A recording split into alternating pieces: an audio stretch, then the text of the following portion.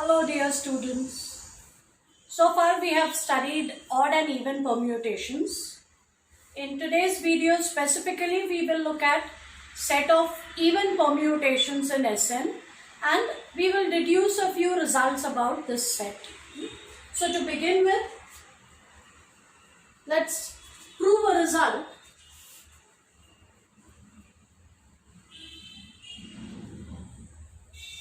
That if we take An to be the set of all even permutations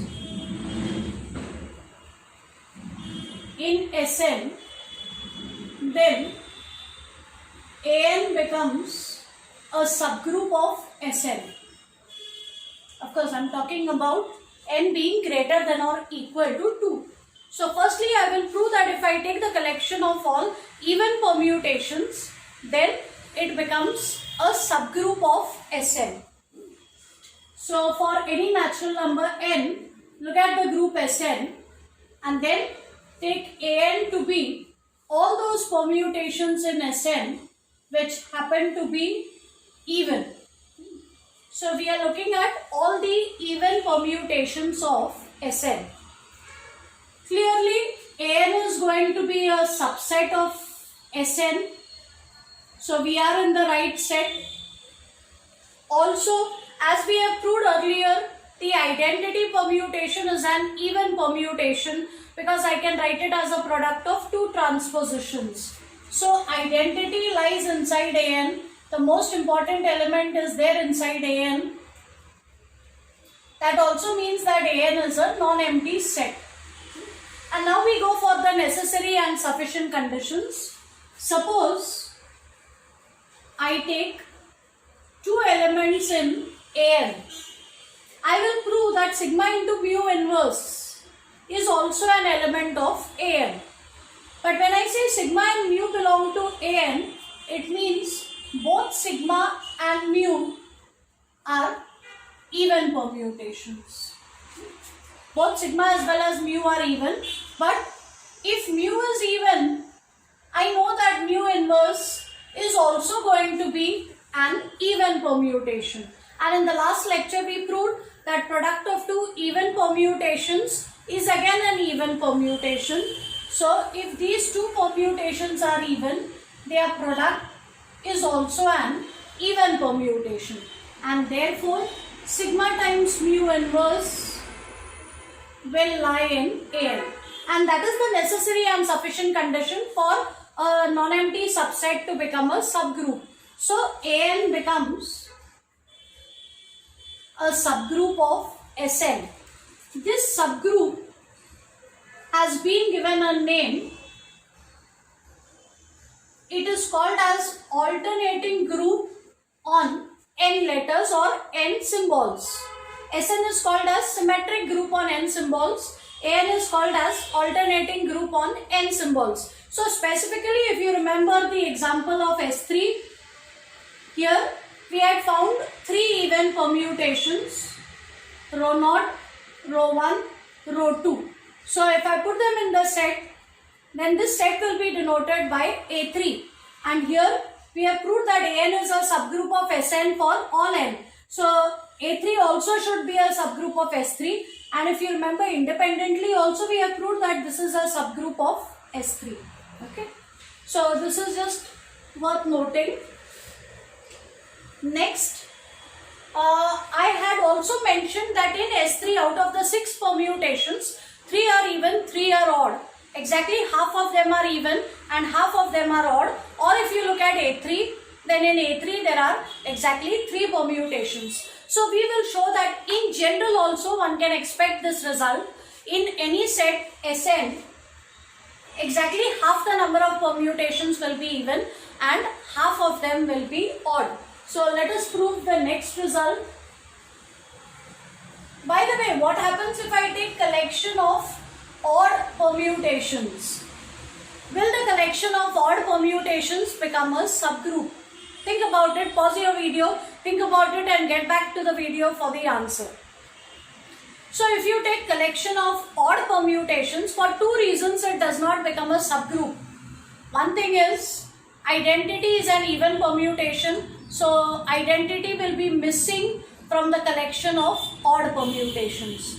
On the other hand, closure property is also not satisfied, because if you take two odd permutations, their product becomes even.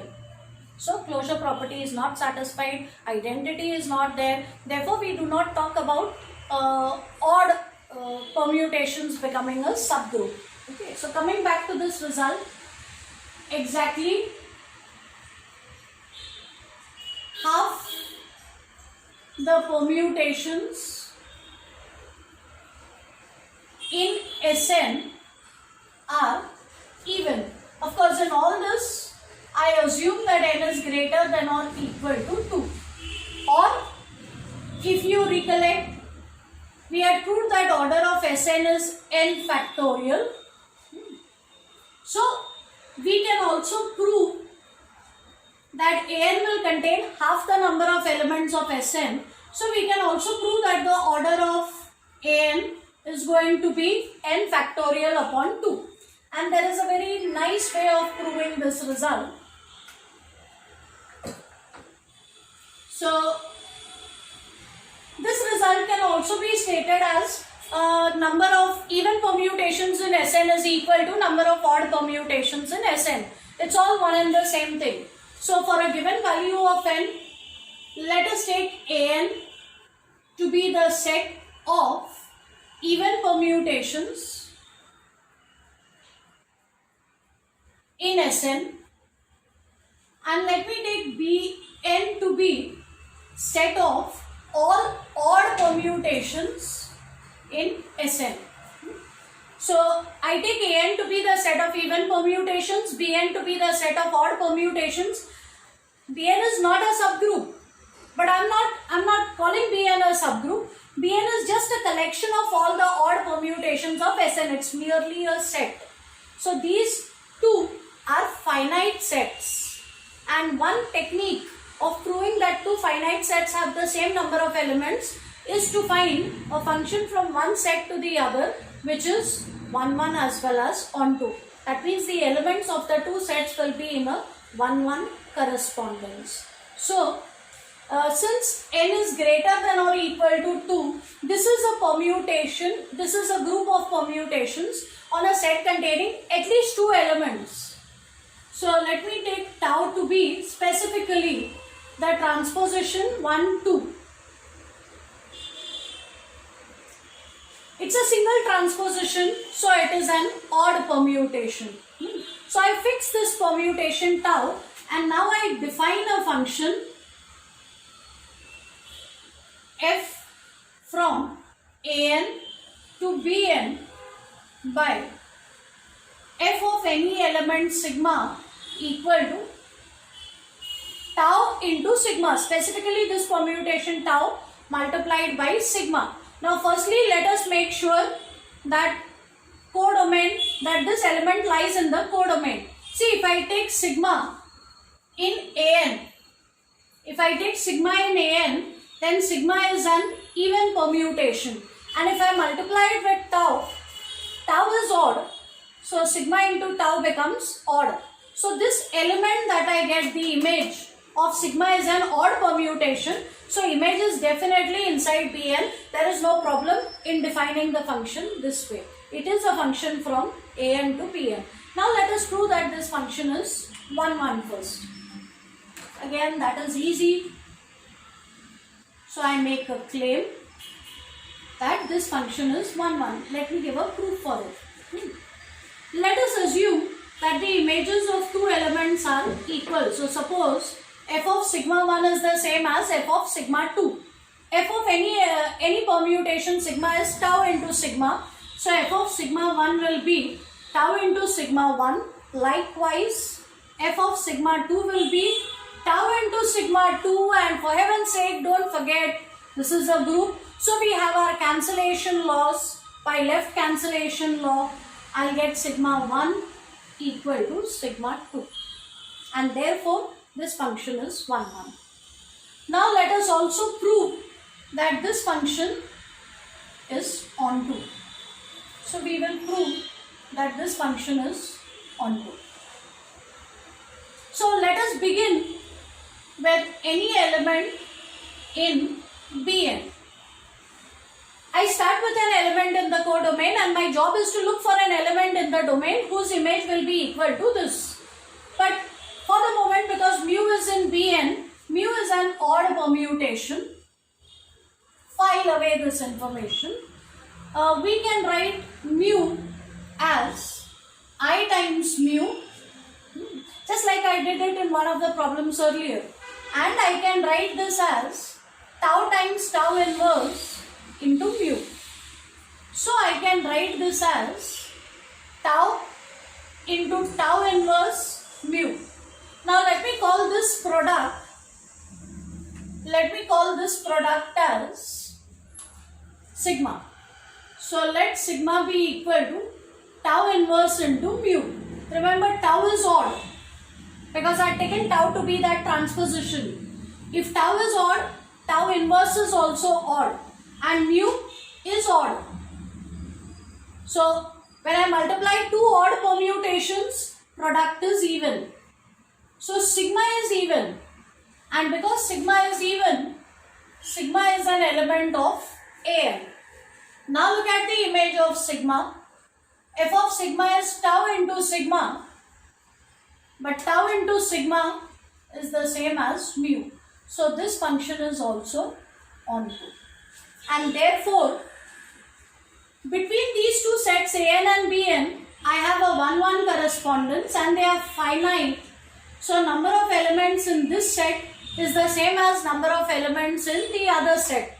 Also, I know that every permutation is either even or odd. At the same time, a permutation cannot be both even as well as odd. So number of elements in Sn is equal to the number of elements in An plus the number of elements in Bn. Because there is no intersection between the two sets. But now number of elements in Bn is the same as the number of elements in An. So number of elements in Sn is number of elements in An plus the number of elements in An. This is n factorial. This is 2 times the number of elements in An. So I get number of elements in An is n factorial by 2. So exactly half the permutations in Sn are going to be even permutations. The other half are going to be odd permutations. Okay. So those were some interesting facts about the set of even permutations. In the next lecture, we will look at the definition of order of a permutation. In fact, you know the definition of order of an element, but we will see an easy technique to find out the order of an element. That's all for now. Thank you.